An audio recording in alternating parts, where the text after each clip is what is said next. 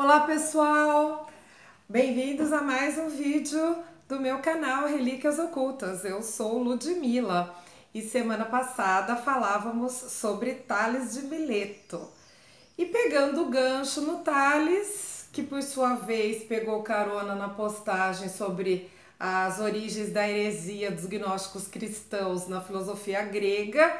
Daí falamos sobre os pré-socráticos, aí peguei o gancho para falar sobre Tales de Mileto. Resolvi falar um pouquinho mais sobre a história de Tales ter sido considerado um dos 7 sábios da Grécia Antiga. Então eu lá lendo sobre Tales, né, para poder saber um pouco mais a respeito da vida dele, do que é possível, né, saber da vida dele, li que Heródoto, considerado aí por muitos o pai da história, ele nos disse que Tales era considerado um dos 7 sábios da Grécia arcaica. Aí eu fiquei interessada, falei, nossa, que legal, já tinha ouvido falar de 7 sábios da Grécia, mas resolvi ir atrás dessa história, porque é assim que é legal, né? A gente vê uma coisa e uma coisa puxa a outra, e a gente vai se informando, sabendo mais coisas e depois volta. Eu vou voltar para o gnosticismo cristão, mas não custa nada a gente pegar o gancho da vida de Tales de Mileto para saber um pouco mais, sempre divertido. Então, eu fui lá saber o que era a Grécia arcaica, porque eu vivo falando para vocês, a gente tem que se localizar no espaço-tempo, a gente tem que se localizar geograficamente. Então, estávamos na Grécia, mas eu disse que, no caso de Tales, estávamos na Ásia Menor. A Tales de Mileto, a cidade de Mileto era uma colônia grega no litoral da Ásia Menor, que hoje em dia corresponde em grande parte ao território da Turquia. E aí agora a gente precisa se localizar com relação aos períodos da história grega. E eu achei que valia a pena, sempre vale a pena, mas no caso da Grécia, por causa da filosofia, a gente vai precisar, né, quem se interessa por filosofia, que se interessa está assistindo aqui o canal, vai precisar ter em mente aquelas balizas históricas, porque sempre tem a ver o que está acontecendo no mundo ao redor daquelas pessoas e o pensamento, as conclusões, as impressões que vão ser causadas na mente aí do pensador, porque ele vai olhar pro que está acontecendo ao redor, para todo o seu contexto histórico. A gente tem que historicizar aquilo, né? Isso que é historicizar. A gente tem que ver em que contexto, em que circunstâncias esta pessoa viveu. E a gente vai poder aí entendê-lo um pouco melhor. Talvez não, né? Mas talvez a gente nunca entenda.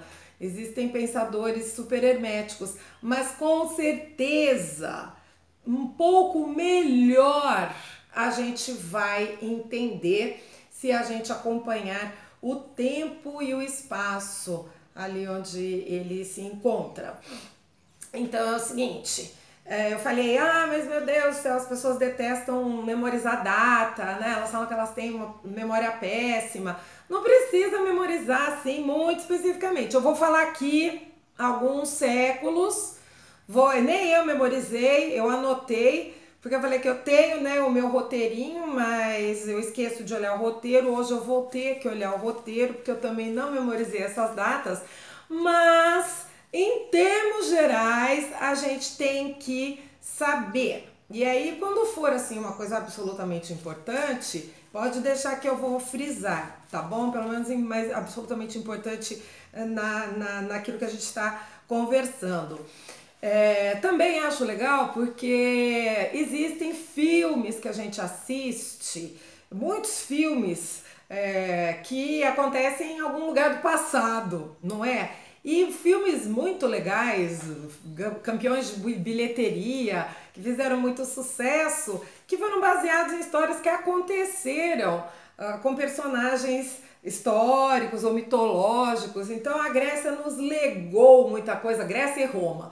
E aí, na medida do possível, eu também vou falando aqui, e aí você vai lembrando de um filme, porque uma imagem fala mais do que 1000 palavras, e muitos filmes nos despertaram na gente a vontade de conhecer, ou pelo menos a impressão de estar mais ou menos familiarizado com algum acontecimento ali, no caso da Grécia, né? Então eu anotei aqui os períodos da história da Grécia.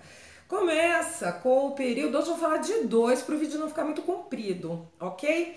Começa, né, o mais antigo, o período, adivinhe, período homérico. Do século XII até o século VIII a.C. Pelo nome, você já consegue perceber que essa fase da história da Grécia está muito vinculada às narrativas homéricas, do poeta Homero. Então, as informações, né, que os historiadores usam para ter aí, traçar um quadro da vida neste período vem, né, bastante das narrativas homéricas. Então nós temos aí, vindas de Homero, dois poemas épicos famosíssimos. Eu trouxe aqui, você já sabe do que eu estou falando? Pense aí. Homero nos legou aí 2 narrativas sensacionais. Uma delas tem a ver com uma guerra, uma das guerras mais famosas da história. Deu filme, deu música, deu pano para manga. A Ilíada e a Odisseia. Então eu tenho aqui, como vocês sabem, adoro Frederico Lourenço. Tenho aqui, se você tem filhos adolescentes, jovens, adolescentes, eu super recomendo que você compre a versão para jovens que Frederico Lourenço fez da Ilíada, a história da Guerra de Troia. Ele fez também essa mesma versão para jovens da Odisseia, que conta a história do retorno para a casa do herói Odisseu ou Ulisses. Ele, depois que termina a guerra, ele tem lá, trava uma verdadeira epopeia para conseguir voltar para sua mulher, sua esposa, a famosa Penélope. Você já deve ter ouvido falar da Penélope, né? Que fica na ilha de Ítaca, pacientemente esperando o retorno de Ulisses ou Odisseu. Então esse poema, né, conta as aventuras, as peripécias de Ulisses nesse retorno. E é recontado por um professor de grego, um excelente tradutor, que eu já comentei com vocês, e para pessoas jovens. Só que para nós também é ótimo. Eu acho que todo mundo, se tem vontade, então, de saber um pouco mais sobre a Ilíada e a Odisseia, deve adquirir esses livros aqui traduzidos por Frederico Lourenço, ok? Em seguida ao período homérico, então assim, meu Deus, eu não consigo lembrar que é século XII, não tem problema, é o mais antigo. Quando a gente fala assim, período homérico, pensa assim, é o mais recuado da história da Grécia. Os detalhes, como é que foi, mas a gente não precisa saber, só precisa pensar, né, Homero, aquela coisa mais antiga. Aí recomendo também, assista aquele filme fantástico, Troia. Lembram-se de Troia? Então tem Troia pra gente saber ali mais ou menos como que era a vida dos gregos naquela época. O filme é muito legal, com Brad Pitt. Se você já assistiu, deve saber do que eu tô falando. Se você não assistiu, assista. Em seguida, temos o período chamado período arcaico. E o período arcaico vai do século VIII até o século VI a.C. E aqui, hoje, eu vou ficar no período arcaico, por quê? Porque foi justamente o período onde surge Tales, falávamos de Tales, e Tales foi considerado, como eu disse, um dos 7 sábios, nos conta Heródoto, um dos 7 sábios da Grécia em seu período arcaico.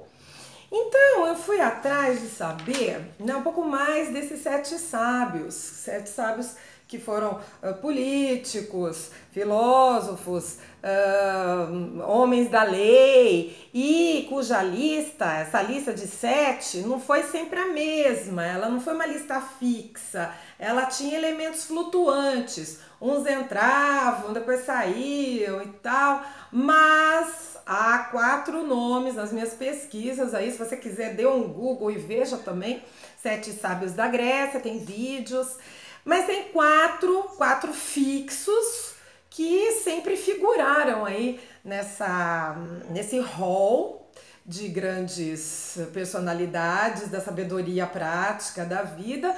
E estes 4 são os seguintes: Tales de Mileto. Por isso que eu resolvi fazer o vídeo, por causa do nosso amigo Tales, que eu tanto admiro, que nós tanto admiramos, a quem tanto devemos, né? Depois, Pítaco de Mitilene, que é uma ilha na Grécia, está localizado numa ilha grega. Bias de Priene, que fica na Ásia Menor também, perto de Mileto, inclusive. E o quarto é Solon. Não sei se você já leu um pouquinho sobre história grega, filosofia grega, já deve ter ouvido falar de Solon, de Atenas. Esses 7 sábios, eles ficaram também famosos por terem associados a eles alguns aforismos. O que são aforismos? São sentenças curtas, ditados, frases que contenham algum ensinamento de cunho moral e que, resumindo assim, né, são lá ensinamentos para a nossa vida prática. E segundo eu li, estes aforismos estavam inscritos no salão de entrada, no grande saguão, vamos dizer assim, do templo de Apolo em Delfos, do grande oráculo de Delfos. A cada um deles está associado um aforismo, às vezes muito mais que um, mas eu anotei um para cada um desses 4, porque eu achei que seria interessante a gente comentar aqui, saber, compartilhar, e principalmente porque eu fiquei pasma, e foi por isso que eu resolvi, na verdade, definitivamente gravar esse vídeo, porque mais uma vez Tales nos surpreende, ele merece os créditos. Varia um pouco, né? Essa coisa, ter certeza absoluta que esse pensamento, esse ditado, essa frase veio de Tales. Certeza absoluta, a gente tem algumas, né? Algumas fontes dizem que não é tanta certeza assim e tal, mas comenta-se que foi Tales quem cunhou a frase fantástica: conhece-te a ti mesmo. Então só por isso Tales já merecia esse vídeo, porque era a frase, né, uma das frases mais famosas, mais sensacionais e, se bem compreendida, uma das frases mais capazes, com mais poder de fazer mudar a vida de uma pessoa, não é? Então, a Tales atribui-se essa lindíssima, adoro esse adjetivo, essa lindíssima, essa poderosa frase, este conselho que ele te dá, né? Conhece-te a ti mesmo. Não é à toa que estava lá na porta do oráculo de Delfos. A Pítaco de Mitilene atribui-se uma outra frase que eu também selecionei aqui porque eu achei assim sensacional. Olhem isso: não faças o que não gostares que te façam. É o famoso, né, amar ao próximo como a ti mesmo.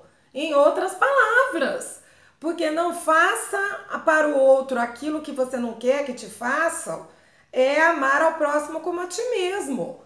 É um mandamento ético sensacional, tá? Pítaco de Mitilene.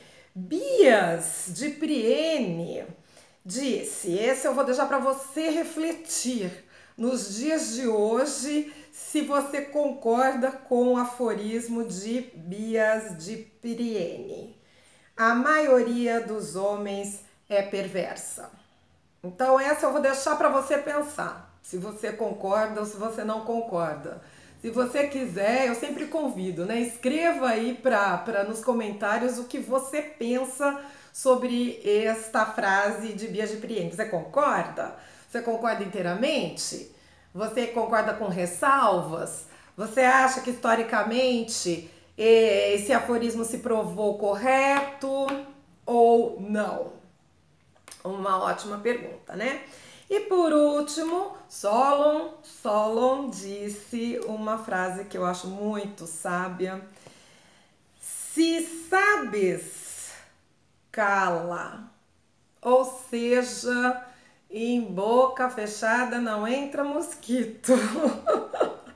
É uma frase fantástica, né? Então, assim, como esses quatro estavam sempre na lista, eu separei e deles eu separei aqueles aforismos ou frases máximas que, para mim, foram as mais interessantes e eu espero que você também tenha gostado, tá?